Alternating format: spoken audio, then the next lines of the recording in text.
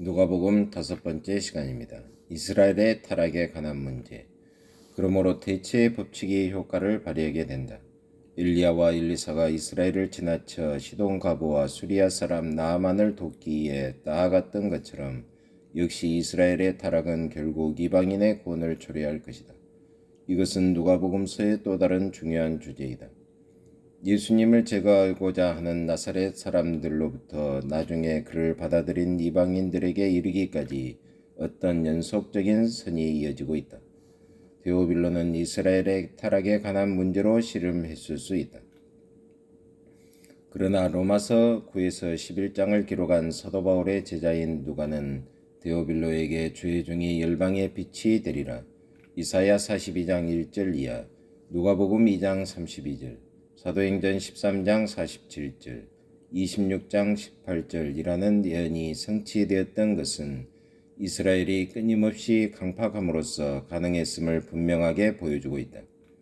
그가 유대인의 자손이건 또한 선한 행위의 업적이 있건 그가 구원을 얻는 데는 아무런 도움이 되지 않는다.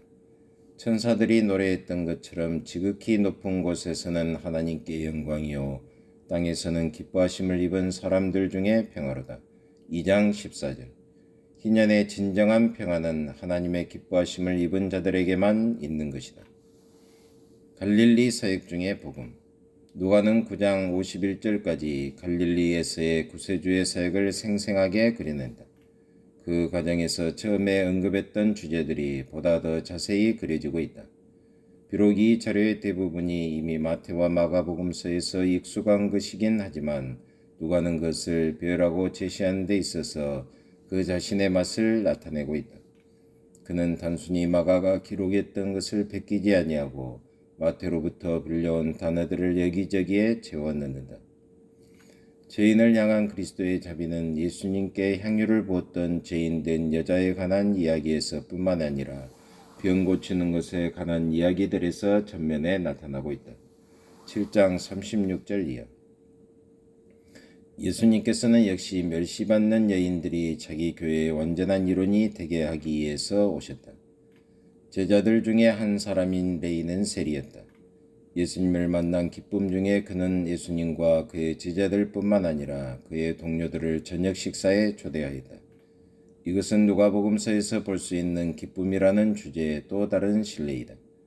예수님께서는 내가 의인을 부르러 온 것이 아니요 죄인을 불러 회개시키러 왔노라.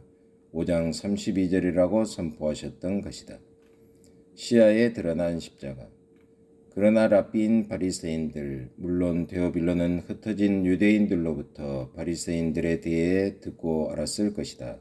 은 용서 5장 21절 이하, 7장 39절 이하나 신랑이 오시는 것에 대한 기쁨 5장 33절 이하, 7장 32절 33절과 관계되는 그 어떠한 것도 원하지 않았다. 세례 요한 때부터 그들은 하나님의 목적을 거절해왔다. 7장 30절. 결국 그들은 더욱더 그러한 방향으로 나아갈 것이다. 예수님께서 홀로 기도하시려고 제자들과 같이 가셨을 때 인자가 장로들과 대제사장들과 서기관들의 손에 의해 죽임을 당할 것을 선포하셨다. 9장 18절 이하. 일종의 출발이 그를 기다리고 있었다. 그러므로 인자는 예루살렘을 향해 가야만 했던 것이다. 9장 31절. 인자가 장차 사람의 손에 넘기우리라. 44절. 이 시점에서부터 우리는 시야에 드러난 십자가를 결코 놓쳐서는 안 된다. 6. 예루살렘을 향한 예수님의 최종적인 여행. 9장 51절로 19장 27절. 구원을 전파하는 자. 9장 51절에서는 예수님께서 예루살렘을 향한 여행 중에 있었던 이야기를 다룬 새로운 단락이 시작된다. 이러한 사실은 거듭에서 언급되어지고 있다. 이 단락에는 다른 복음서에서 발견되어지지 않는 예수님의 어록들이 많이 내포되어 있다. 그리고 어떤 사건이 묘사될 때 그것은 대개 예수님께서 말씀하신 어떤 것에 대한 도입부로 사용되고 있다. 한편 누가의 그의 책 전반부에서 예수님을 구원의 사역자로 묘사하고 있는 반면 이 부분에서는 구원의 전파자로 제시하고 있다. 예루살렘에서의 예언자적 사명. 이 단락에서 누가는 예수님께서 자신의 출발이 시작되어야 했던 예루살렘을 향하여 계획적으로 움직이신 것의 일부를 기록하고 있다. 인자가 많은 고난을 받고 장로들과 대제사장들과 서기관들에게 버림받아 죽임을 당하고 제3일에 살아나야 하리라. 우리는 예수님께서 승천하실 기약이 차감해 예루살렘을 향하여 올라가기로 굳게 결심하시고 라는 구절을 읽는다. 여기서 누가는 역시 예루살렘이나 이스라엘을 향하여 얼굴을 돌렸던 주님 또는 어떤 선지자에 관해 이야기했던 선지자들에게서 발견되어지는 표현을 사용하고 있다. 그 경로는 정해졌다. 예수님께서는 하나님의 성읍에서 자기의 예언자적 사명을 수행하실 것이었다. 예수님을 위협하여 쫓아버리고자 했었던 헤롯에 대한 예수님의 답변에서 알 수 있듯이 그가 가셔야 했던 같은 구원의 사역을 이루는 데 있어서 반드시 필요한 길이었다. 가서 저 여우에게 이르되 오늘과 내일 내가 귀신을 쫓아내며 병을 낫게 하다가 제3일에는 완전하여 지리라 하라. 그러나 오늘과 내일과 모레는 내가 갈 길을 가야 하리니 선지자가 예루살렘 밖에서는 죽는 법이 없느니라. 예루살렘아 예루살렘아 선지자들을 죽이고 내게 파송된 자들을 돌로 치는 자여 암탉이 제 새끼를 날개 아래 모음같이 내가 너희의 자녀를 모으려 한 일이 몇 번이냐.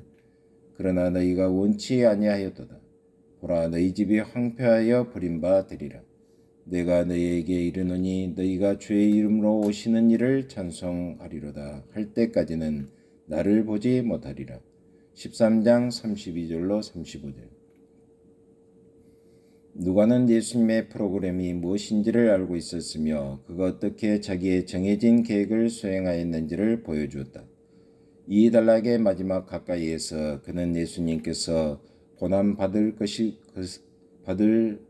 것에 대해 진술했던 것을 기록하고 있다.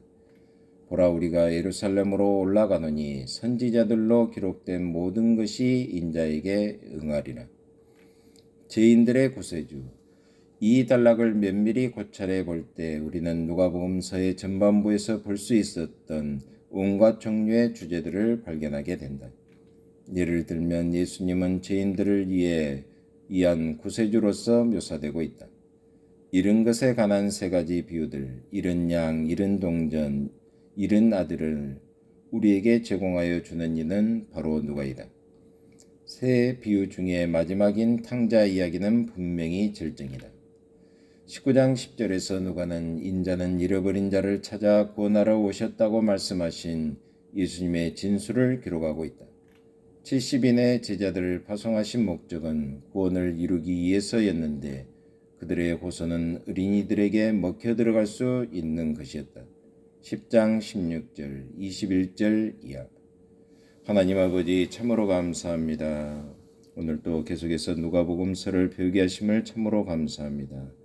오늘 또 하나님의 영광을 위해서 계속해서 달려가는 저희들의 신앙생활이 되게 하여 주옵소서. 말씀과 동행하게 하옵소서. 예수 그리스도의 이름으로 기도하옵나이다. 아멘.